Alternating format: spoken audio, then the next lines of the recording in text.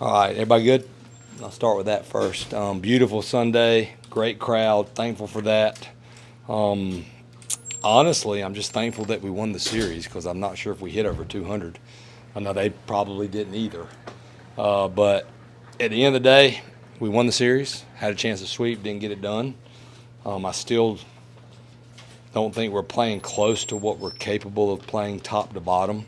Obviously, everybody's going to talk about the offense, and they're not wrong from the standpoint we haven't swung the bats very well, especially in ACC play. But we've still managed to win games, won 2 of 4 series. I told the guys today we're 21-7, and we just haven't played that well. So take that for what you want to, but we're going to start playing better. We got a great group. I thought we pitched the heck out of it, and they got it done today. They played a little bit better than we did, so credit to them. What do you think is the biggest kind of hurdle for the guys at the plate offensively? If I had the answer to that, man, as a baseball coach, just to get those hitters going that fast, it's contagious. And this weekend, I mean, I don't know off the top of my head, but I don't know if Luke and Kepley at the top, I don't think they got on base much, and I don't think they had many hits. You got to be careful chasing hits, but I would venture to say that did Kepley even have a hit? Y'all know better than me. I wouldn't think so. And that's where I'm saying, like, okay, well, some other guys did enough, and we pitched it enough, and we picked it up enough to find a way. So I don't think there's any I'm one of those that I'm not going to overanalyze it. We're just going to go back to work tomorrow and do what we've done, work with our guys, not overthink video, and just keep working. What does it say about this pitching rotation, these starters? Because they seem to be playing with such a kind of a razor-thin margin for error.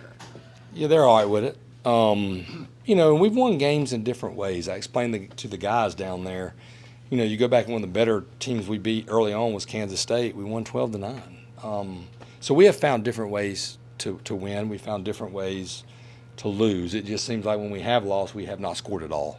But we've also not made some plays, had some bad base running, given them extra outs. But our pitchers are going to give us a chance. The pitching staff's starting to come together. I thought Folger looked great. I thought Olin looked great. Just like to match up better with Folger once he got ready. So I think that's a good thing. We have a chance to win every game. We can defend. We just have to understand that we are where we are offensively. And we're not going to hit 340 with 100 home runs. So what's our identity going to be? And it needs to be just hard-nosed toughness, just trying to have great at-bats, not looking at your batting average and carrying yourself the right way and going from at-bat to at-bat. What did you see from Walker, and had you decided you were going to leave him in when you visited the Yeah, I thought he looked great. He had great stuff again. Gavin was in between. We throw that ball to first. We might walk Cuvée. Right there, I have to go back and look at that's a tough play because I think the base runner was going to try to run as soon as he threw the ball. But no, I thought he looked great, and I mean, he's human. I mean, the kids, I think opponents are hitting 140 off the guy, and their best player got a big hit when they needed it most, and I don't think he had a hit the whole weekend. Maybe one other one had some really rough at bats, and that's what it takes in this league. I mean, you usually go out there with a hook. I wasn't even talking to him about pitching. I was talking to him about our defense and trying to defend the safety. We thought that left-handed hitter was going to safety, so we put a play on to defend that. And we got 2 strikes on me. Hit that ground ball to Gavin.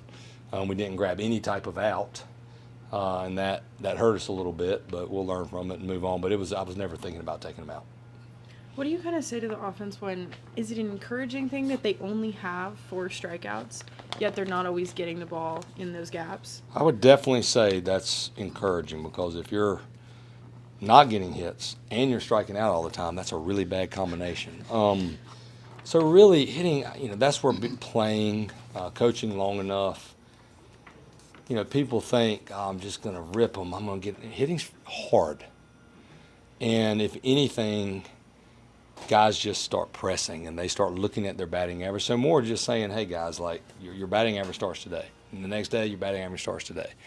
Instead of trying to climb out of a hole, if you're hitting 210 and you think you're going to hit 420 on the season, it's not going to happen. So I believe being a hitting coach, you look at it in the major, it's the hardest thing to do because you fail the most. So the feedback we get from major leaguers that have played here or ones we talk to, the best hitting coaches and best coaches, it's just not that big a deal. And as long as there's effort, as long as they're competing, because if you're yelling and you're negative, it just doesn't work in this sport.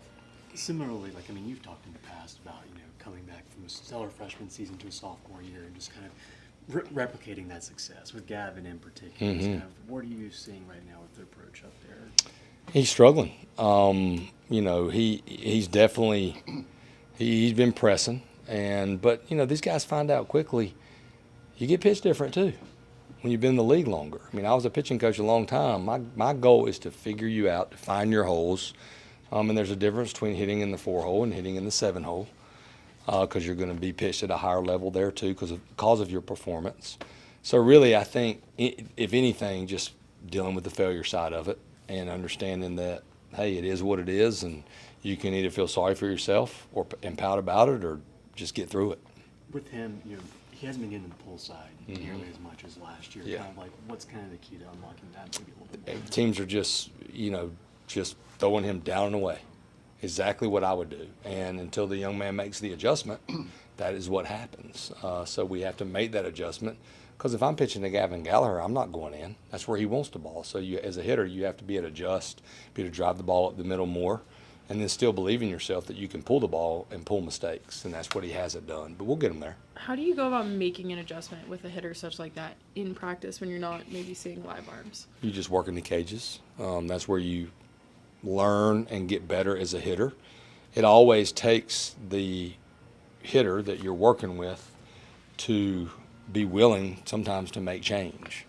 And that can be hard when you've been so talented and you've done it your whole life. But the best, like, Michael Bush, you can name a ton of them. Kyle Seager, Dustin, they if you told them, here's what you need to do, they were sponges. They were open to it.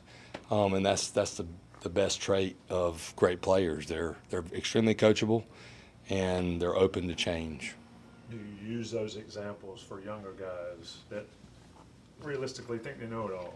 Absolutely. And Yeah. you show them the best guy changed, you can too. Yeah, and we're in a different phase now. When you notice things have changed some. There's hitting coaches on the outside. There's a lot of distractions, and I'm just thankful that I didn't grow up in those distractions, and that Harvey Forbes, bless his heart, said, hey, whatever so-and-so tells you to do, I would try to do it.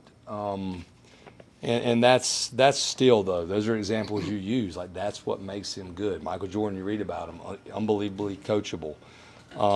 He didn't just wake up and be that good. So that's what you reiterate to guys. And unfortunately, a lot of times with certain kids, it takes failing to be like, hey, maybe I do need to make these changes. So that's what you're hoping will be the case, because I think we have great kids and I think they're all coachable. We talked Friday and Saturday that you got to go to the best choice, the best option for your pitching. You only used 2 relievers in those days. Was today the best option? And did you know that you wanted Walker right out of the gate after Aiden? Yeah, honestly, Aiden wasn't as sharp as he had been. And we wanted to go to Matty in the middle. And we felt like Walker had probably 30 to 40 pitches in the tank.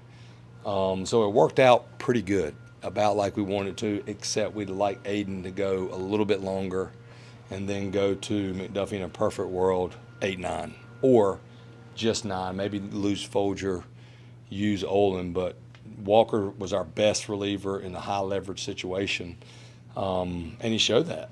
But he just had to stay out there because we had to bring him in a little bit early probably. Did the shorter week have any kind of bearing on bringing Aiden in early? I don't think so. Aiden works. If anything, you might not have quite your fastball, but he's still so good and gave us a chance to win.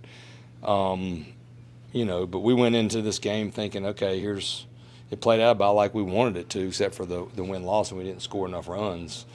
Because if we have a little bit more of a lead, we may not go to Walker early in that situation. Will we go to him in the 7th? And he gets out of it? Yeah, so he gave us 2 clean innings without a run. And the goal was 2 innings only, but he had to go back out there for that 3rd, unfortunately.